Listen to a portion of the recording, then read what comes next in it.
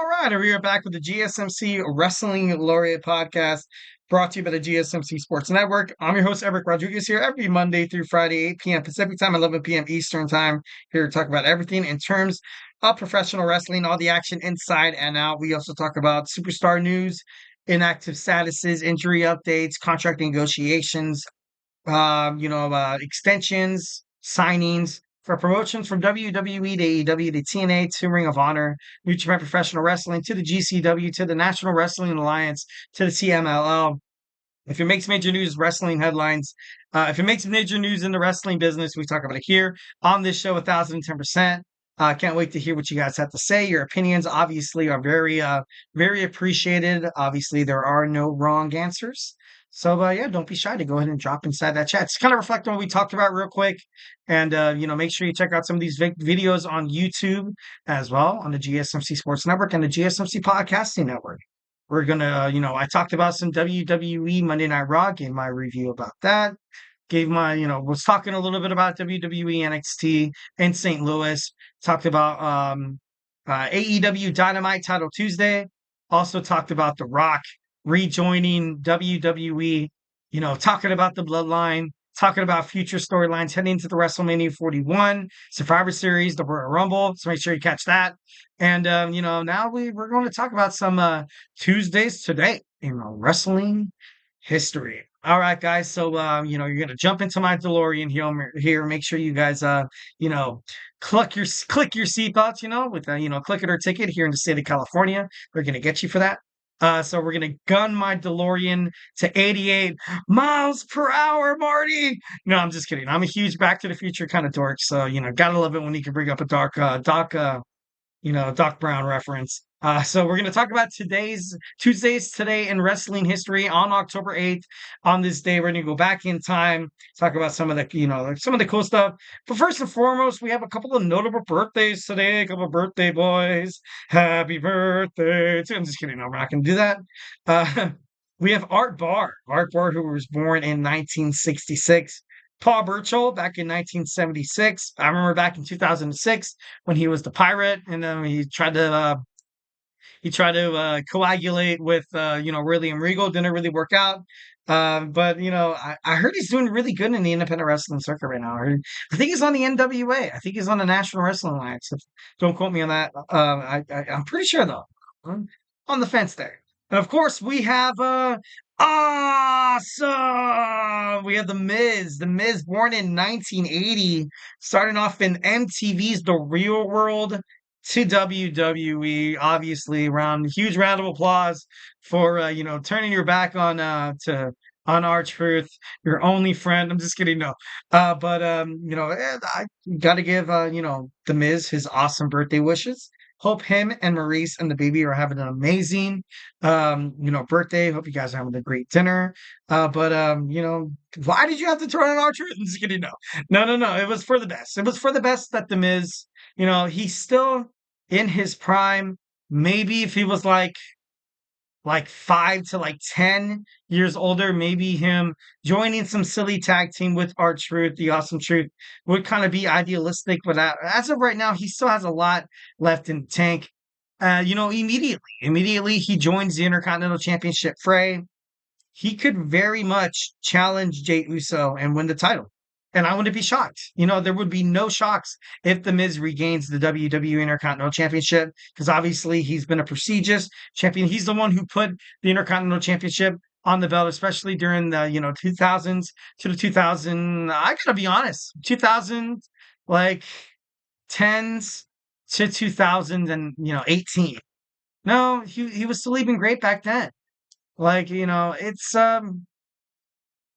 during the day and age of 2010s and early 2020s, he was a guy. He was a guy for the Intercontinental Champion. I love how WWE pushed Ron Breakker. I feel like they did kind of push him too soon, because now, he lost the championship after gaining it so fast, to now us as the WWE universe, we kind of look at it, they're like, all right, so is Ron Breakker kind of owed another shot? And maybe that's the way we shouldn't really, kind of jump into it. But overall, I feel like if The Miz jumps back into the WWE Intercontinental picture frame there, I would love it. I would love it 1,010%. Or have him on SmackDown.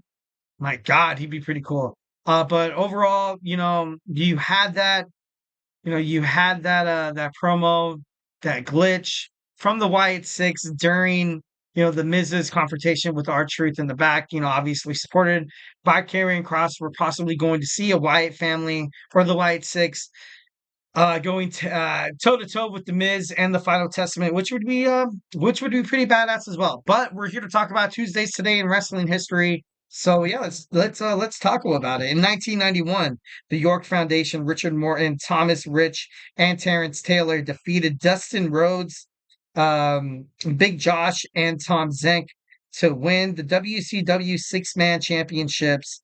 This was the last title change before the championship was abandoned the following month, which was kind of a huge mistake. Kind of seeing the AEW, Ring of Honor, the Six-Man Championship, kind of have success from this. I feel like that was a huge mistake.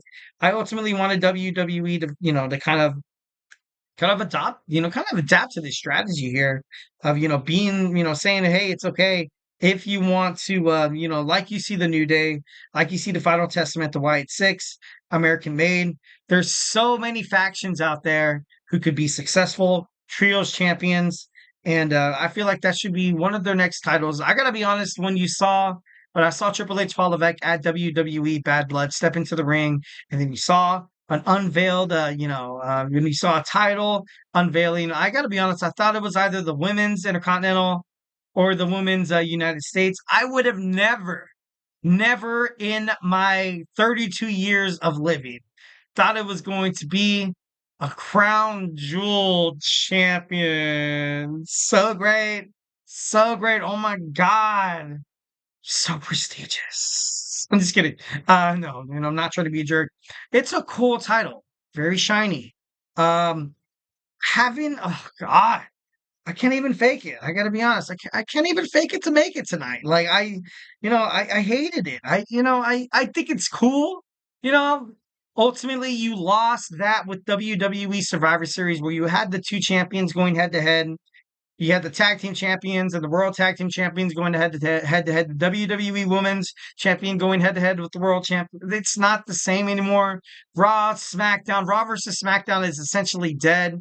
I don't, it's not the same, which kind of speculates on, do we really want to have this, have these two brands really happen? Like, you know what I mean? I know to a certain extent it's important, but you're seeing Randy Orton jump ship to Monday Night Raw. You know what I mean? Like, and it's all right. It's cool. And the storyline between the Bloodline, are you going to Solamente keep it on WWE SmackDown or Netflix to have WWE fans want it kind of on the USA Network? Like, I just don't think I don't know. I don't think it's idealistic here. I don't think it's pragmatic. I think we're heading toward, a brand, infusion here, or fusion. But and then with the USA title, the Intercontinental Championship, like I feel like the brand split works for those two titles. But in terms of the rest, the WWE Championship, you only have three guys on each brand that could probably be like, hey, their championship material on Raw. You have Gunther. You have Seth Rollins, Drew McIntyre. At his old age, maybe CM Punk. Maybe. Just maybe. Braun Breaker, yeah, but no, he's still young. Still very much young. A lot of speculations in wrestling media thought that he was going to fight Gunther for the WWE World Heavyweight Championship at Crown Jewel. Obviously, that's not the case. And then you got to think on SmackDown, who could contend with Cody Rhodes? Roman Reigns. Right off the bat, you can think about it. Solo Sikoa, no. Sorry. Jacob Fatu, no. AJ Styles, he had his chance, but no. Kevin Owens, we love him, but not WWE Championship material.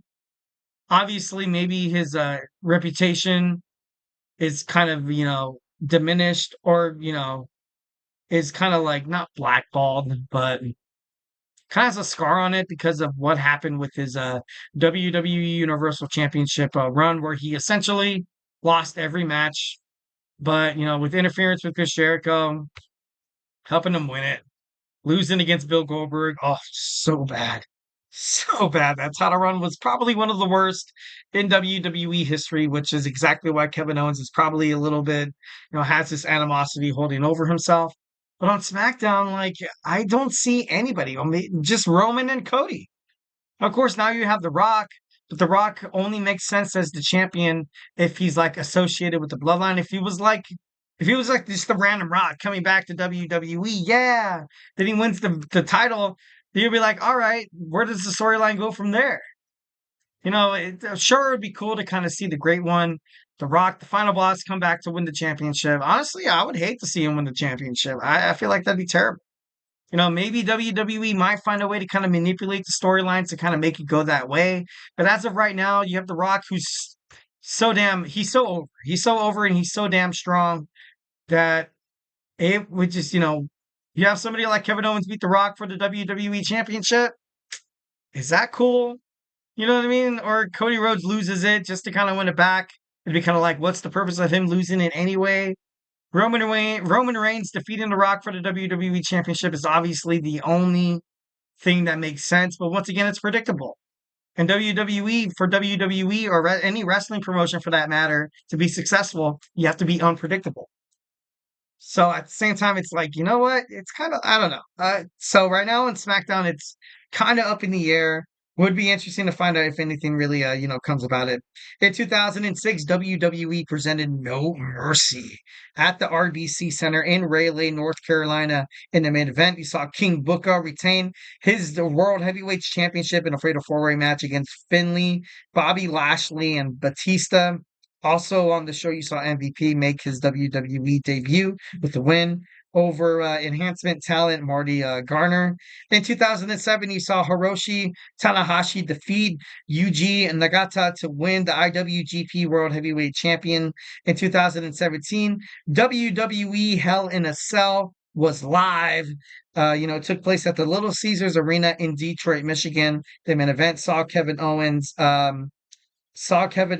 defeat Shane McMahon with a surprise assist from his rival Sami Zayn. The highlight of the event was the New Day losing their tag team titles to the Usos in a Hell in a Cell bout. The other title change of the night saw Baron Corbin win the United States Championship in a triple threat match against, champion AJ Styles and Ty Dillinger.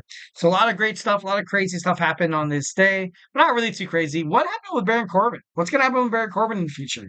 You know, this tag team between him and Apollo it's cool, but he has potential to be a champion.